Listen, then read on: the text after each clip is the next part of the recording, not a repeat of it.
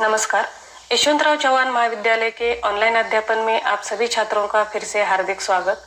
मैं प्राध्यापिका मुक्ता काटवटे आज फिर से आपके अध्ययन के लिए 12वीं कक्षा के युवक भारती पाठ्य पुस्तक में से पाठ क्रमांक 10 ओजोन विघटन का संकट इस पाठ के दूसरे भाग का अध्यापन करने जा रही हूँ। पिछले वीडियो में आपने ओजोन विघटन का संकट लेखक डॉक्टर कृष्ण कुमार मिश्र जी के पाठ का पहला भाग देखा था, जिसमें हमने यह देखा कि मनुष्य ने विकास की दौड़ में अनेक विसंगतियों को जन्म दिया है। उसमें से एक विसंगति है प्रदूषण। प्रदूषण के कई पहलू है, प्रदूषण कई कारणों से होता है। उसमें से पहला पहलू था ओजोन का विघटन। उसमें लेखक ने यह स्पष्ट किया था कि यह जो गैस होती है वह 3 परमाणुओं से मिलकर बनती है और प्रदूषण के कारण इस गैस का विघटन होकर वह ऑक्सीजन में तब्दील होती है। इस विघटन के संकट को लेकर सामान्य लोगों के मन में अनेक सवाल निर्माण होते हैं, जैसे कि ओजोन क्या है, यह कहाँ स्थित है, इसकी क्या उपयोगिता है, इसका विघटन कैसे और क्यों हो रहा है, इसके खतरे क्या क्या है, इससे निपटने के लिए क्या क्या कदम उठाए जा रहे हैं। इन सभी प्रश्नों का उत्तर देते हुए लेखक ने यह स्पष्ट किया था कि उसका स्थान जो है वह वायुमंडल में 15 से 20 किलोमीटर की दूरी पर होता है। ओजोन की परत नष्ट हो रही है और यह सब प्रदूषण के कारण होता है, जो कि बहुत ही घातक है। आज हम देखेंगे कि ओजोन की उपयोगिता क्या है, ओजोन क्या है। ओजोन बाह्य अंतरिक्ष से आने वाली पराबैंगनी किरणों को अवशोषित करता है, उन्हें धरती तक नहीं आने देता। यदि यह किरणें बेरोक टोक धरती की सतह तक चली आए तो इंसान के साथ जीव मंडल के तमाम दूसरे जीव जंतुओं को भी भारी नुकसान हो सकता है। अर्थात पराबैंगनी किरणों में अत्यधिक ऊर्जा होने के कारण संपूर्ण सृष्टि जो है उसका विनाश हो सकता है या विनाश होने की संभावना है। इसके कारण त्वचा के कैंसर से लेकर अनेक प्रकार के रोग हो सकते हैं। हमारे जीवन में छाता, छतरी, बरसात और धूप से हमारा बचाव करती है। उसी प्रकार वायुमंडल में ओजोन गैस हमें पराबैंगनी किरणों से बचाती है। धरती की छतरी के रूप में यह काम करती है, इसीलिए ओजोन छतरी भी इसे कहा जाता है। आप देखते हैं कि मानव सभ्यता के आदिम काल से मतलब आरंभ काल से ओजोन छतरी जो है वह जीव जंतुओं को पेड़ पौधों की रक्षा करती आ रही है। इस छतरी के नीचे ही हमारा जीवन जो है, मानव सभ्यता जो है वह फली और फूली है, विकसित हुई है। विकास की दौड़ में हमने अनेक संसाधनों का अंधाधुंध इस्तेमाल किया है। इस दौरान हमें इस बात का ध्यान नहीं रहा कि इसका दुष्परिणाम क्या हो सकता है। इसका दुष्परिणाम आज हमारे सामने है। हमारे कारनामों की वजह से यह प्राकृतिक संतुलन जो है वह चरमरा गया है, हिलडुल गया है, एकदम बदल गया है। भूमंडल पर शायद ही ऐसी कोई चीज हो जो कि मानव के कार्यकलापों की वजह से प्रभावित नहीं होती हो। भूमंडल पर जो साधन है, जो उपस्थित चीजें हैं, उस पर मानव की विभिन्न प्रकार की क्रियाओं का परिणाम हुआ है। स्पष्ट है कि उसके लिए ओजोन भी अपवाद नहीं है। ओजोन पर भी इसका दुष्परिणाम हुआ है। आइए अब देखते हैं कि ओजोन का विघटन क्यों और कैसे हो रहा है। जैसा कि हम जानते हैं, हमारे जीवन में हम विभिन्न प्रकार की वस्तुओं का उपयोग करते हैं, जैसे कीटनाशक, प्रसाधन सामग्री, दवाएं, रंग रोगन आदि। यहाँ प्रशीतक मतलब फ्रिज और एयर कंडीशनिंग वगैरह का भी हम उपयोग करते हैं। इन चीजों में प्रशीतन का स्थान अहम होता है, महत्वपूर्ण होता है। प्रशीतन मतलब ठंडा करने की प्रक्रिया, इसका उपयोग इन साधनों में किया जाता है। सन 1930 से पहले प्रशीतन करने के लिए अमोनिया और सल्फर डाइऑक्साइड इन गैसों का उपयोग किया जाता था, परंतु इस गैस के इस्तेमाल में बहुत कठिनाइयां थी, जैसे कि यह जो है वह बहुत ही तीक्ष्ण और मानव स्वास्थ्य के लिए हानिकारक गैस है। अतः सभी वैज्ञानिक इसके विकल्प की तलाश कर रहे थे। अमोनिया और सल्फर डाइऑक्साइड की जगह किसी दूसरे वायु का उपयोग करने की सोच रहे थे और इसी क्रम में और इसी तलाश में 1930 के दशक में थॉमस मिडले नामक वैज्ञानिक ने क्लोरोफ्लोरोकार्बन अर्थात CFC नाम के यौगिक की खोज की, जो कि प्रशीतन मतलब रेफ्रिजरेशन के क्षेत्र में एक क्रांतिकारी खोज साबित हुई। यहाँ पर यह यौगिक मतलब 2 या अधिक तत्वों से बना हुआ है। CFC अर्थात क्लोरोफ्लोरोकार्बन 2 से अधिक तत्वों से बना हुआ एक यौगिक है। अध्ययन के उपरांत यह पाया गया कि यह रसायन जो है वह सबसे अच्छा सर्वोत्तम प्रशीतक मतलब ठंडा करने का साधन या यौगिक हो सकता है, क्योंकि यह जो CFC है उसकी अनेक विशेषताएं हैं, जैसे कि वह रंगहीन होता है, वह गंधहीन होता है और अक्रियाशील होने। आइए अब देखते हैं कि ओजोन का विघटन क्यों और कैसे हो रहा है। जैसा कि हम जानते हैं, हमारे जीवन में हम विभिन्न प्रकार की वस्तुओं का उपयोग करते हैं, जैसे कीटनाशक, प्रसाधन सामग्री, दवाएं, रंग रोगन आदि। यहाँ प्रशीतक मतलब फ्रिज और एयर कंडीशनिंग वगैरह का भी हम उपयोग करते हैं। इन चीजों में प्रशीतन का स्थान अहम होता है, महत्वपूर्ण होता है। प्रशीतन मतलब ठंडा करने की प्रक्रिया, इसका उपयोग इन साधनों में किया जाता है। सन 1930 से पहले प्रशीतन करने के लिए अमोनिया और सल्फर डाइऑक्साइड इन गैसों का उपयोग किया जाता था, परंतु इस गैस के इस्तेमाल में बहुत कठिनाइयां थी, जैसे कि यह जो है वह बहुत ही तीक्ष्ण और मानव स्वास्थ्य के लिए हानिकारक गैस है। अतः सभी वैज्ञानिक इसके विकल्प की तलाश कर रहे थे। अमोनिया और सल्फर डाइऑक्साइड की जगह किसी दूसरे वायु का उपयोग करने की सोच रहे थे, और इसी क्रम में और इसी तलाश में 1930 के दशक में थॉमस मिडले नामक वैज्ञानिक ने क्लोरोफ्लोरोकार्बन अर्थात CFC नाम के यौगिक की खोज की, जो कि प्रशीतन मतलब रेफ्रिजरेशन के क्षेत्र में एक क्रांतिकारी खोज साबित हुई। यहाँ पर यह यौगिक मतलब 2 या अधिक तत्वों से बना हुआ है। CFC अर्थात क्लोरोफ्लोरोकार्बन 2 से अधिक तत्वों से बना हुआ एक यौगिक है। अध्ययन के उपरांत यह पाया गया कि यह रसायन जो है वह सबसे अच्छा सर्वोत्तम प्रशीतक मतलब ठंडा करने का साधन या यौगिक हो सकता है, क्योंकि यह जो CFC है उसकी अनेक विशेषताएं हैं, जैसे कि वह रंगहीन होता है, वह गंधहीन होता है और अक्रियाशील होने के साथ साथ अज्वलनशील भी होता है। अर्थात इसको रंग नहीं होता है, इसको कोई गंध नहीं होता है, यह क्रियाशील भी नहीं होता और साथ में यह ज्वलनशील भी नहीं होता। इसलिए आदर्श प्रशीतक के रूप में यह प्रसिद्ध हुआ और इसके बाद तो CFC का इस्तेमाल चल निकला, क्योंकि इसकी सारी विशेषताएं जो थी जिसके कारण प्रशीतन के साधनों में इसका उपयोग किया जाने लगा। सन 1930 के बाद प्रशीतन उद्योग में अमोनिया और सल्फर डाइऑक्साइड की जगह क्लोरोफ्लोरोकार्बन का इस्तेमाल होने लगा, CFC का इस्तेमाल होने लगा। इससे प्रशीतन अर्थात प्रशीतन उद्योग जो है उसमें क्रांति सी आ गई, उसका उत्पादन बढ़ने लगा। घरेलू साधनों में भी इसका उपयोग आप देख सकते हैं इस चित्र के माध्यम से। कीटनाशक जो है, प्रसाधन सामग्री जो है, दवाइयां है, रंग रोगन है, फ्रिज है, एयर कंडीशनिंग है, इन सब में प्रशीतक के रूप में CFC का इस्तेमाल किया जाता है, जो कि हमें यह पता ही नहीं होता कि जाने अनजाने में हम प्रदूषण बढ़ाने का काम, ओजोन विघटन करने का काम करते हैं। अब हम CFC के बारे में विस्तार से जानकारी लेंगे। CFC की कुछ विशेषताएं हैं, जैसे कि वह रंगहीन होता है, इसे गंध नहीं होता है, वह अक्रियाशील होता है और अज्वलनशील भी होता है। इसके साथ और इसका खास यह गुण पाया जाता है कि यह नष्ट नहीं होते, अर्थात इनका ना ऑक्सीकरण होता है और ना ही अपघटन, और ना ही यह पानी में घुलते हैं। ऑक्सीकरण मतलब अपचयन, अपघटन मतलब डिकम्पोजिशन, और ना ही ये पानी में घुलते हैं मतलब इनका ना ही सॉल्यूशन तैयार होता है। इसलिए यह नष्ट नहीं होते हैं और इसके कारण स्वाभाविक रूप में इसके इस्तेमाल के कारण कुछ खतरे हो सकते हैं, यह विचार मन में आ सकता है। सबसे पहले इस बात पर अमेरिकी वैज्ञानिक FS रोलेट का ध्यान इस प्रश्न की ओर गया। उन्होंने इस दिशा में कई वर्षों तक अनुसंधान मतलब शोध खोज की और उन्होंने एक शोध पत्र तैयार किया। इस शोध पत्र को उन्होंने नेचर नामक प्रतिष्ठित शोध पत्रिका में प्रकाशित किया। 1974 में यह शोध पत्र प्रकाशित किया गया और यह शोध पत्र प्रकाशित होने के बाद पूरी दुनिया में तो हलचल सी मच गई। उसमें यह बताया गया था कि यह यौगिक जो है वह धरती की ओजोन की परत को नष्ट कर रहा है। शुरू में लोगों ने इस बात को कोई महत्व नहीं दिया। कुछ लोगों ने इसके उपयोग को देखकर मतलब CFC के उपयोग को देखकर FS रोलेंट को आतंकित पर्यावरणविद कहकर उनकी हंसी भी उड़ाई, उनका उपहास किया, परंतु कुछ साल बाद ही उनकी बात सत्य साबित हुई। और यह बात सत्य साबित हुई ब्रिटिश सर्वे टीम की वजह से।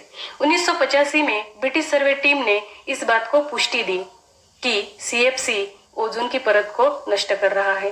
पुष्टि मतलब समर्थन दिया, केवल पुष्टि ही नहीं दी तो चेतावनी भी दी, हमें जागरूक भी किया कि वे समय पर ही हमने अगर ओजोन विघटन के संकट को नहीं रोका तो विश्व के तापमान में वृद्धि हो सकती है, विश्व का तापमान बढ़ सकता है।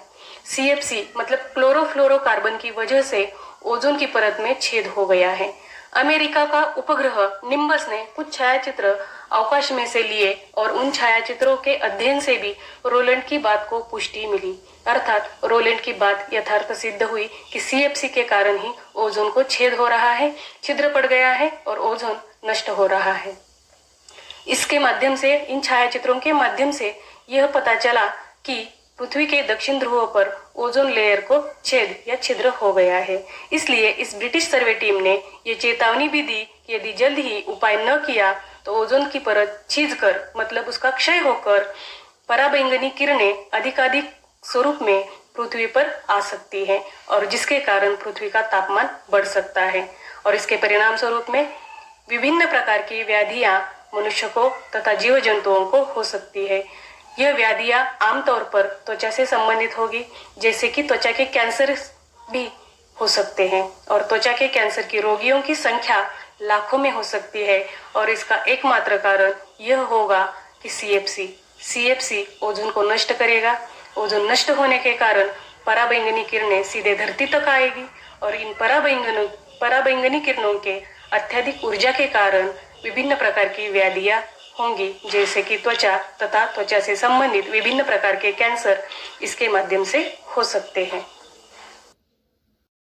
अब हम देखेंगे कि CFC अर्थात क्लोरोफ्लोरोकार्बन ओजोन को किस प्रकार नष्ट करता है।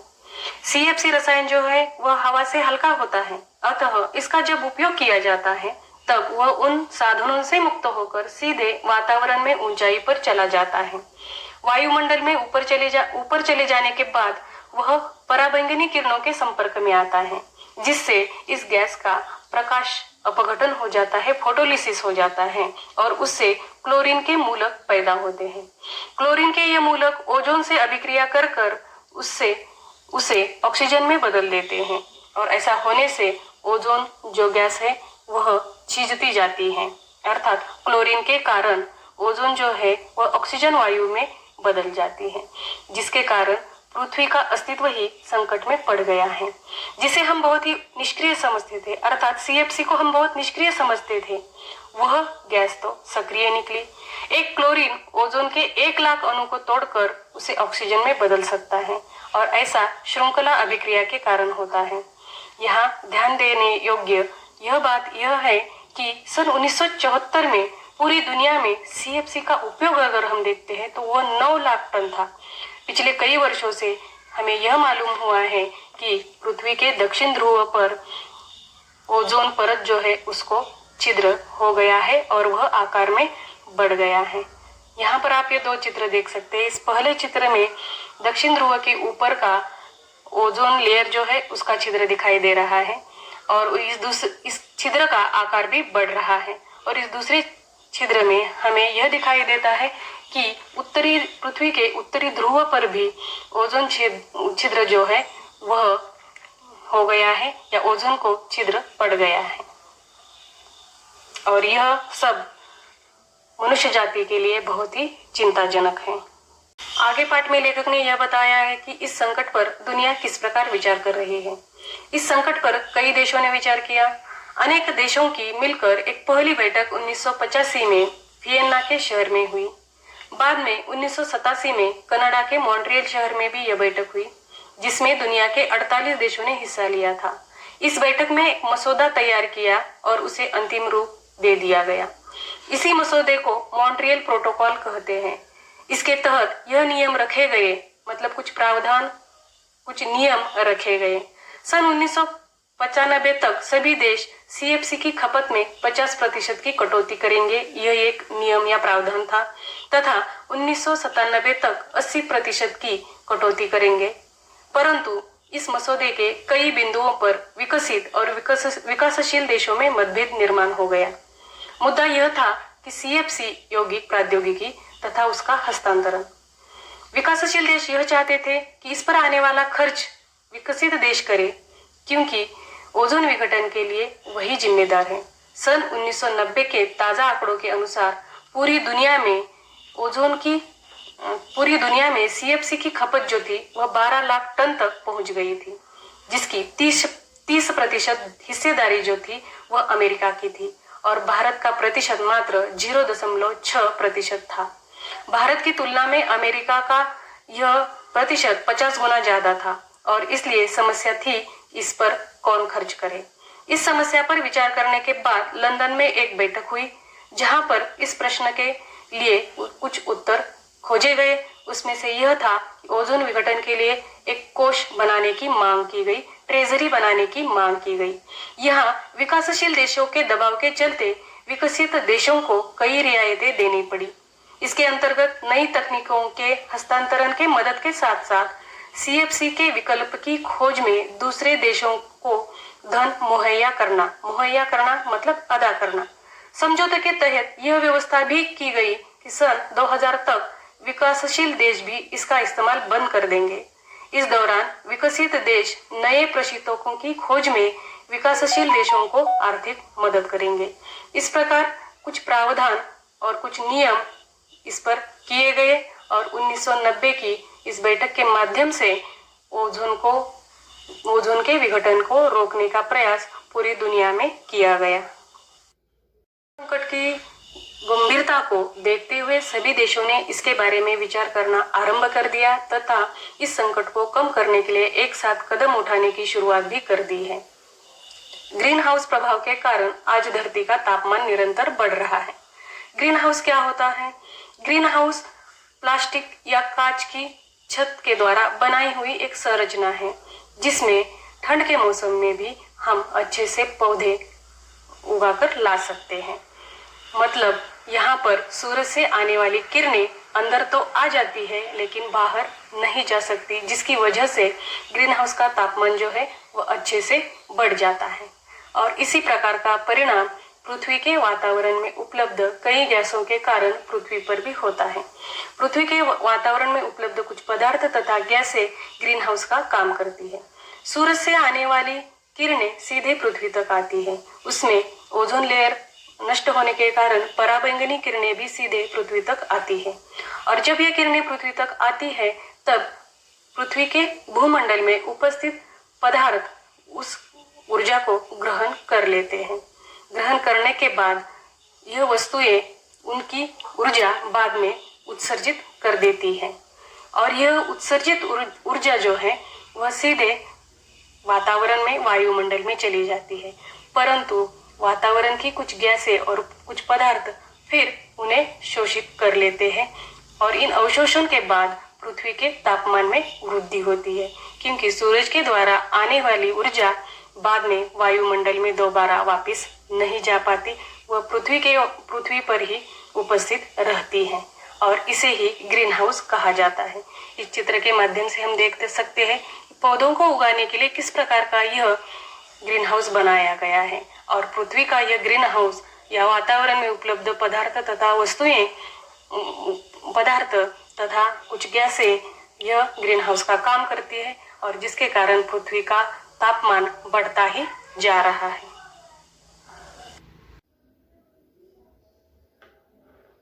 इस तरह ग्रीन हाउस या हरित घर परिणाम स्वरूप में पृथ्वी का तापमान बढ़ने से अनेक प्रकार के परिणाम हो सकते हैं, जैसे कि ध्रुवों पर जमी हुई विशाल बर्फ की राशि पिघलने के समाचार भी आ रहे हैं। आप इस चित्र में देख सकते हैं कि यहाँ पर पर्वतीय प्रदेश में जो बर्फ की राशि है वह पिघल रही है। यदि ऐसा होता रहा तो समुद्र का जल स्तर बढ़ सकता है। तमाम तटीय क्षेत्र भी पानी में डूब सकते हैं। ताप वृद्धि से जलवायु में जबरदस्त बदलाव आ सकता है। मानसून में परिवर्तन के साथ साथ कहीं अतिवृष्टि हो सकती है तो कहीं अकाल निर्माण हो सकता है। वैसे विगत एक सदी के दौरान भूमंडल में काफी परिवर्तन हो गया है। हाल ही के शोध में यह पाया गया कि हिमालय में गंगोत्री स्थित गोमुख हिमनद हर साल 18 मीटर पीछे की ओर खिसकता जा रहा है। यहाँ पर इस चित्र में आप देख सकते हैं कि गंगोत्री के गोमुख का स्थान पर यहाँ था, वहां से वह पीछे हट गया है, पीछे खिसक गया है। अगर यही हाल होता रहा तो हिमालय के अन्य हिमनद भी पिघलकर नष्ट हो सकते हैं। ऐसे में उत्तर भारत में बहने वाली गंगा जैसी नदियों का अस्तित्व समाप्त हो सकता है। ओजोन विघटन के कारण उत्तर भारत में होने वाली गंगा जैसी नदियों का अगर अस्तित्व समाप्त हो जाता है तो यहाँ की भूमि जो है, उत्तर भारत की भूमि जो है, मैदान जो है वह बंजर हो सकते हैं, ऊसर में बदल सकते हैं। ऊसर मतलब बंजर, और इसे कोई नहीं रोक सकता। इसका परिणाम यह भी हो सकता है कि समुद्र के तटीय प्रदेश जो है वह पानी के अंदर चले जा सकते हैं। यह भी इसका दुष्परिणाम हो सकता है। अगर स्थिति रहते ही हमने इस पर काबू न पाया तो इसके अनेक गंभीर दुष्परिणाम देखे जा सकते हैं। ओजोन विघटन के व्यापक दुष्प्रभाव हैं। इनके चलते इंसानी सभ्यता ही संकट में आ सकती है। जरूरत है इस संकट को नष्ट करने की और एक कदम उठाने की, अन्यथा कल तक तो शायद बहुत देर हो सकती है और मनुष्य की सभ्यता हमेशा हमेशा के लिए पृथ्वी से नष्ट हो सकती है और पृथ्वी भी अन्य ग्रहों की तरह बंजर ग्रह बन सकता है, जिस पर न कभी जीवन फलेगा न ही फूलेगा। इस प्रकार हमने ओजोन विघटन का संकट यह पाठ देखा। इसमें लेखक ने ओजोन की छतरी और उसका महत्व स्पष्ट किया है। उसके छीज के कारण क्या हो सकते हैं, दुष्परिणाम क्या हो सकते हैं, यह भी बताया है। ओजोन नष्ट होने के कारण को उन्होंने CFC को बताया है और CFC का उपयोग दिन ब दिन बढ़ता जा रहा है। CFC के कारण ही ओजोन ऑक्सीजन में बदल जाती है। CFC का एक मूलक ओजोन के कई लाख अणुओं को ऑक्सीजन में बदल देता है। यह श्रृंखला अभिक्रिया के कारण होता है। इस कारण पृथ्वी के दक्षिण तथा उत्तरी ध्रुव पर ओजोन की परत को बड़े से छिद्र पड़ गए हैं और इस संकट पर दुनिया बहुत दिनों से विचार कर रही है। इसके लिए अनेक बैठकें भी हुई हैं। अंत में पूरी दुनिया को इस संकट का सामना करने के लिए विविध प्रकार के प्रावधान बनाने पड़े। इससे तापमान वृद्धि, जलवायु परिवर्तन, बाढ़, समुद्र तट का पानी के अंदर चला जाना, जमीन का बंजर हो जाना, इस प्रकार की समस्याएं ओजोन विघटन के कारण हो सकती है। इसीलिए हम सभी को इस ओजोन के विनाश को रोकना होगा और यही इस पाठ का महत्वपूर्ण उद्देश्य है। यह पाठ यहीं पर समाप्त हो जाता है। आशा है कि यह वीडियो आपको पसंद आया होगा। इसी प्रकार 12वीं कक्षा हिंदी योग भारती के अन्य पाठों की जानकारी लेने के लिए मेरे चैनल को सब्सक्राइब, लाइक और शेयर जरूर कीजिए। धन्यवाद, थैंक यू, आभार।